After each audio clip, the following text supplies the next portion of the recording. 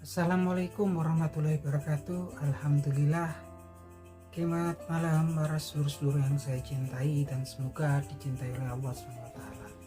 Oke para sedulur, jadi sekitar 6 sampai 7 bulan belakangan ini media sosial kita dipenuhi oleh pemberitaan-pemberitaan yang saya pikir sungguh memalukan buat kita, sebuah bangsa yang nyaris ya, kita merdeka lebih dari 50 tahun yang lalu. Kita sebuah bangsa besar yang penduduknya nyaris hampir 280 juta ya. Ketika kemudian ada di situ pemberitaan kisruh ataupun polemik tentang tuduhan ijazah palsu yang mengarah pada mantan presiden ke-7 Republik Indonesia. Bayangkan kita negara besar, negara yang telah lama merdeka, tapi kemudian ada tuduhan yang sebenarnya kita lihat sungguh sangat memalukan kalau betul-betul itu terbukti. Yang mana memang kemudian penuduhnya adalah Roy Suryo CS, dan kemudian di seberang ada mantan presiden ke-7 Republik Indonesia Joko Widodo beserta para simpatisannya yang tergabung dalam relawan Jokowi. Nah teman-teman, tiap hari kita kemudian dicekali oleh pemberitaan seputaran kisruh perseteruan tersebut ya teman-teman, yang tiap hari pemberitaan itu nggak ada hentinya teman-teman. Saya juga sebetulnya dulu sempat kalau buka media sosial saya agak bosan ya gitu kan, ya tiap hari itu terus, tapi memang semakin kesini kemudian semakin menarik perhatian karena muncul kemudian orang-orang baru, kisah-kisah baru, seperti munculnya ya nama-nama seperti Victor Suryadi gitu kan, terus kemudian orang-orang yang sebelumnya nggak pernah saya tahu ya, seperti Dr. Tifa Fauzia gitu kan, kemudian Dr. Rismond Hasiloan Sianipar. Ini orang-orang yang memang mungkin sebagian besar kita belum begitu mengenal ya teman-teman, yang begitu dengan lantangnya menuduh bahwasanya memiliki dugaan ya, tuduhan ijazahnya mantan presiden kita itu palsu. Ijazah Fakultas Kehutanan Universitas Gajah Mada yang milik mantan presiden ke-7 Republik Indonesia. Apapun itu semua memang belum, kita masih menunggu pembuktiannya. Apakah betul palsu, apakah kemudian asli ya, walaupun kemudian semakin hari semakin seru karena melebar masalahnya gitu kan, karena kemudian melebar ke masalah skripsi atau karya tulis, tempat KKN segala macam kan.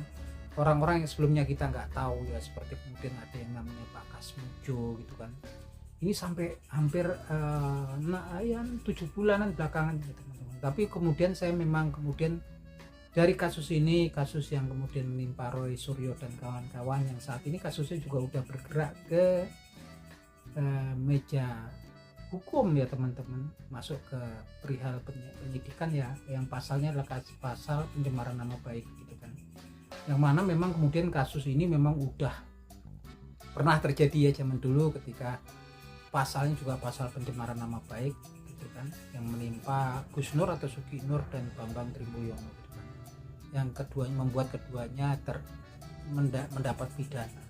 Teman-teman, apapun itu kemudian memang saya sendiri kesininya merasa kemudian ada banyak hikmah dari kasus tersebut.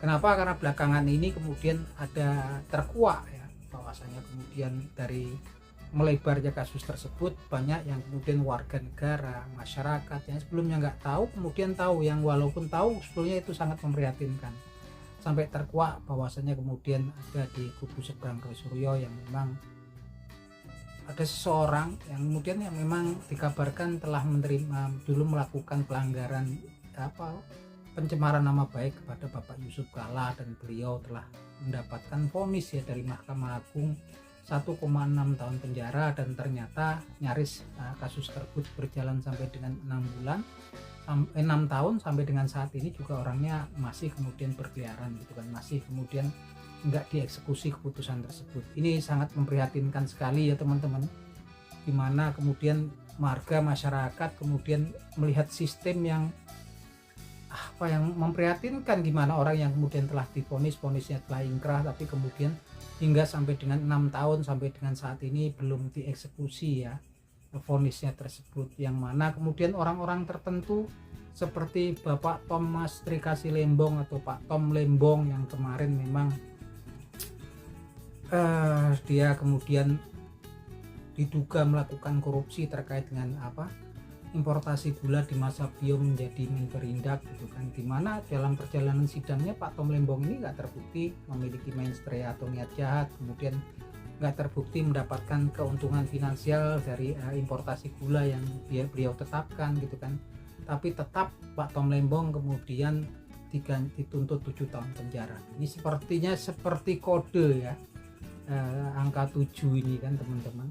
Sampai kemudian Pak Tom diganjar hukuman 4,5 tahun. Yang ini sangat menyedihkan. Banyak orang kemudian simpati kepada Pak Tom Lembong, yang mereka yakin Pak Tom Lembong nggak melakukan kesalahan. Yang ini kemudian langsung diperbaiki oleh Presiden kita saat ini, Bapak Prabowo Subianto, dengan memberikan abolisi ya, penghapusan pidana. Artinya Pak Tom Lembong bersih, nggak bersalah gitu kan. Artinya kalau daripada pemberian abolisi ini menggambarkan, memberikan sinyal, kita bisa berharap banyak pada Presiden kita saat ini, Bapak Prabowo Subianto, ya sinyal keberpihakan beliau kepada suara masyarakat. Dan kita bisa lihat kemudian ada Sekjen PDIP ya, Pak Hasto Kristianto, yang kemudian didakwa dalam kasus penyuapan komisioner KPU ya teman-teman, dan obstruction of justice. Yang jelas memang kemudian Pak Hasto ini ya juga sama dituntutnya tuh dengan angka 77 tahun, seperti kode ya, angka 7 tahun, dan kemudian beliau juga dihukum 3,5 tahun, yang mana menurut benak saya gitu kan, ini kan sebenarnya sampai Pak Hasto ini kasusnya kan intens banget juga gitu kan. Yang jelas Pak Hasto apapun itu kesalahannya gitu kan, kasusnya sangat intens sekali gitu kan, dan tuntutan juga sangat berat. Padahal memang Pak Hasto kalau saya lihat, kalaupun memang terbukti dia itu sebetulnya nggak merugikan negara kalau namanya suap menyuap gitu kan, walaupun itu menurut saya tetap kesalahan, tapi nggak merugikan negara besar bandingkan dengan kasus-kasus besar yang kemudian ya jadi pertanyaan publik gitu kan. Dan ini intens. Kemudian Pak Hasto juga divonis 3,5 tahun, 3,6 tahun pidana. Yang kemudian lagi-lagi Pak Prabowo kemudian turun tangan memberikan amnesti kepada Pak Hasto Kristianto. Yang ini menggambarkan bahwasanya sinyal bahwasanya Pak Prabowo Subianto memang kemudian ingin menjaga kondisivitas politik di negeri kita. Selain itu juga Pak Prabowo ingin mengakomodasi ya setiap elemen yang ada di masyarakat. Yang terakhir juga menarik adalah kemudian pemberian amnesti ini nyasar ada Gus Nur, Sugi Nur, yang dulu juga terlibat kasus yang sama dengan Roy Suryo, yaitu pencemaran nama baik terkait tuduhan jasa palsu. Yang dulu sebenarnya Gus Nur ini, Sugi Nur ini sudah bebas, tapi bebasnya bebas bersyarat. Dengan pemberian amnesti, alhamdulillah Gus Nur saat ini sudah bebas gitu kan. Yang jelas dari rentetan kasus-kasus tersebut membuat kemudian mata kita semua sebagai warga negara itu terbelalak. Kita semua kemudian sedih, bisa rasa takut, dan kemudian rasa sedih, prihatin terhadap kondisi persistem yang ada di negeri kita ini. Rasa takutnya kenapa? Ya bisa saja kasus-kasus seperti itu menimpa kita, keluarga kita, atau usia orang-orang di sekitar kita gitu kan, orang-orang yang kita cintai. Dan sedihnya ya memang kemudian sistem yang kemudian menjadi tanda tanya publik ya gitu kan. Yaitu ketika kemudian ada yang orang sudah dipidana, vonisnya sudah inkrah, sampai saat ini belum kemudian dieksekusi vonisnya, bahkan vonis itu udah berjalan dengan 6 tahun ya. Walaupun alasan bisa, argumen itu bisa dibuat-buat seperti apapun. Yang jelas semua kita akhirnya sekarang masyarakat tahu semua ya apa yang terjadi, bahwasanya memang tugas Pak Prabowo ini berat sekali ya. Apa yang ada yang terjadi sebelum masa pemerintahan Pak Prabowo ini memang banyak perlu kemudian diperbaiki Pak Prabowo. Tapi saya yakin ketika kita lihat pergerakan terakhir, memang Pak Prabowo memberikan sinyal keberpihakan beliau pada suara rakyat. Dan walaupun nggak menutup kemungkinan memang beberapa hari belakangan ini juga serangan-serangan kepada Pak Prabowo Subianto dari media sosial terhadap orang-orang yang nggak suka pada keputusan tersebut bergelombang datang gitu kan. Tapi saya yakin seluruh lapisan dan elemen masyarakat di Indonesia ketika masih berpikir sehat dan bisa menilai dengan open mind, hati yang bersih, kita semua pastinya akan berjuang membela Pak Prabowo Subianto. Dan saya yakin Pak Prabowo Subianto akan bisa kemudian memperbaiki kerusakan yang telah terjadi dimulai sebelum pemerintahan beliau.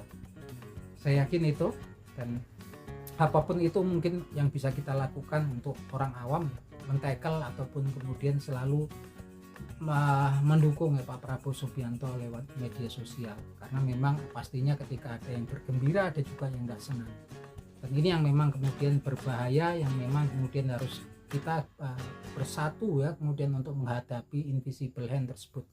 Dan saya pikir kemudian kelompok pensimpatisannya Tom Lembong, kemudian simpatisannya daripada PDIP, dan semua elemen masyarakat pasti saat ini akan bersatu mendukung jalannya pemerintahan yang memang dijalankan oleh Pak Prabowo Subianto, yang pastinya memiliki sinyal akan memperbaiki semua kerusakan sistem yang walaupun susah pasti sedikit demi sedikit ya. Dan saya yakin Pak Prabowo Subianto dia memiliki pemikiran yang cemerlang, dia seorang mantan jenderal, pasti akan bisa membereskan itu semua perlahan-lahan. Nah itu aja teman-teman, dan itu semua memang nggak terjadi ketika kita kemudian nggak lihat kemudian konflik polemik yang digaungkan oleh Roy Suryo, Dr. Rismon Sianipar, Dr. Tipa Fauziah serta TPU, siapapun mereka, apapun mereka, seperti apapun mereka, tapi memang kemudian hal-hal yang terakhir ini sepertinya nggak terkuak tanpa kemudian ada polemik tersebut. Nah itu teman-teman, apapun itu kita berharap banyak pada Pak Prabowo Subianto. Akhir kata wabillahi taufiq wal hidayah. Wassalamualaikum warahmatullahi wabarakatuh.